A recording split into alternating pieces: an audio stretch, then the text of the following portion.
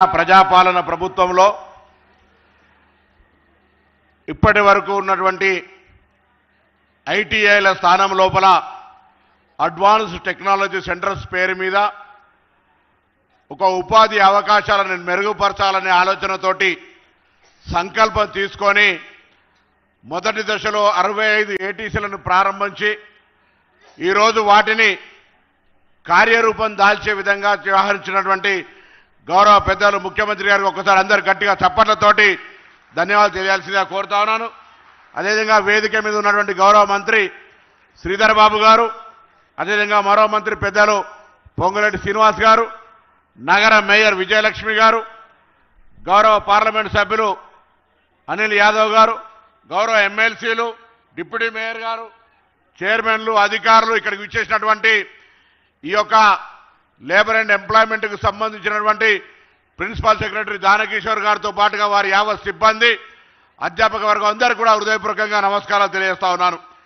ఈరోజు మారుతున్న కాలానికి అనుగుణంగా వృత్తి విద్యలకు ప్రాధాన్యత ఇవ్వాలని, వృత్తి విద్యల ద్వారా ఉపాధి అవకాశాలు మెరుగుపడతాయని గమనించి ఒక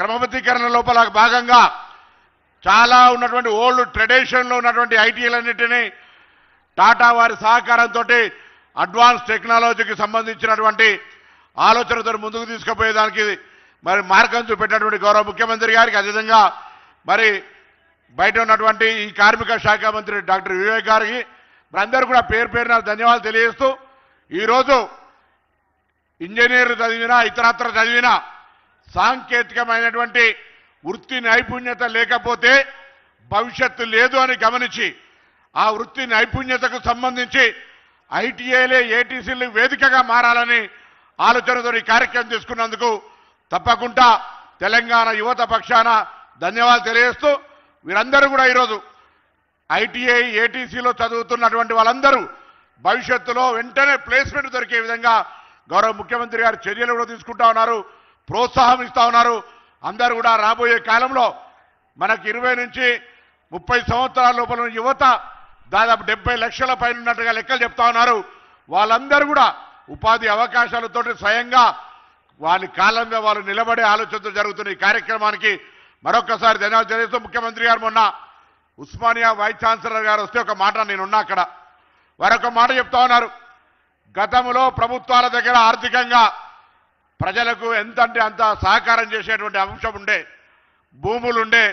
కానీ ఈరోజు ఉన్నటువంటి మారిన పరిస్థితులల్లా మరి అభివృద్ధి చెందాలంటే, వాళ్ళందరూ కూడా జీవితాలు ముందడుగు వేయాలంటే అందరికీ విద్యను మాత్రమే ప్రభుత్వం తరఫున అందజేయడానికి అవకాశం ఉంటుంది. కాబట్టి ఆ విద్య పరంగా ఉపాధి పరంగా తీసుకునే అంశాలతోటి ముఖ్యమంత్రి గారు ముందు చూపుతోటి మరి ఈ కార్యక్రమం చేపట్టినందుకు మరొక్కసారి మీ అందరికీ శుభాకాంక్షలు, వారి ధన్యవాదాలు చెప్తూ సెలవు తీసుకుంటా ఉన్నాను.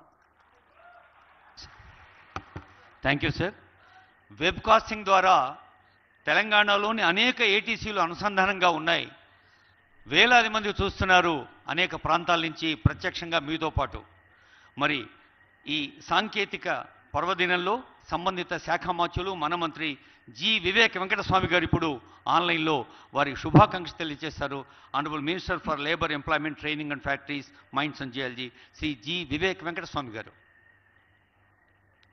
గౌరవనీయులైన ముఖ్యమంత్రి రేవంత్ రెడ్డి గారు, సహచార మంత్రులు పొన్నం ప్రభాకర్ గారు, శ్రీధర్ బాబు గారు, పొంగులేటి శ్రీనివాస్ రెడ్డి గారు, మేయర్ విజయలక్ష్మి గారు, ఎంపీ అనిల్ గారు, ఎమ్మెల్సీస్,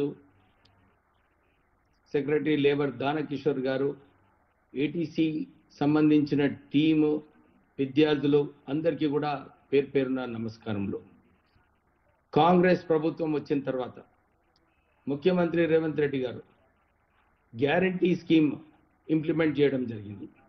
దీంట్లో ఇందిరమ్మ ఇల్లులు, 200 యూనిట్స్ గ్యాస్ ఎలక్ట్రిసిటీ ఫ్రీ, మహిళలకు బస్ ఫెసిలిటీ ఫ్రీ, 500 రూపాయల గ్యాసు, కొత్త రేషన్ కార్డులు, రైతు భరోసా, ఇవన్నీ స్కీమ్స్ ఇంప్లిమెంట్ చేయడం జరిగింది.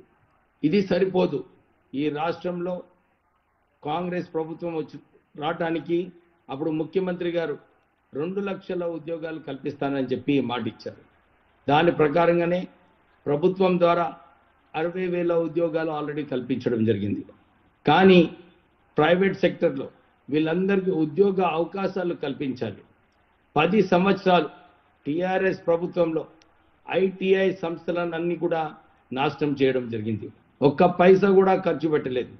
కేవలం మెగా ప్రాజెక్ట్స్ అని చెప్పి కమిషన్ల ద్వారా అక్కడ ఇన్వెస్ట్మెంట్ చేశారు. కానీ ఈ ఐటీఐ సంస్థలను మోడర్నైజ్ చేయాలని చెప్పి ఎప్పుడు కూడా నిధులు కేటాయించలేదు.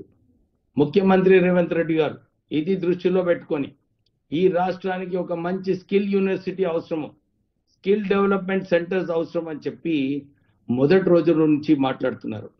వారి ఆలోచన ప్రకారంగా, వారి విజన్ ప్రకారంగా ఈరోజు 65 ఏటీసీలు, ఇంకొక 46 46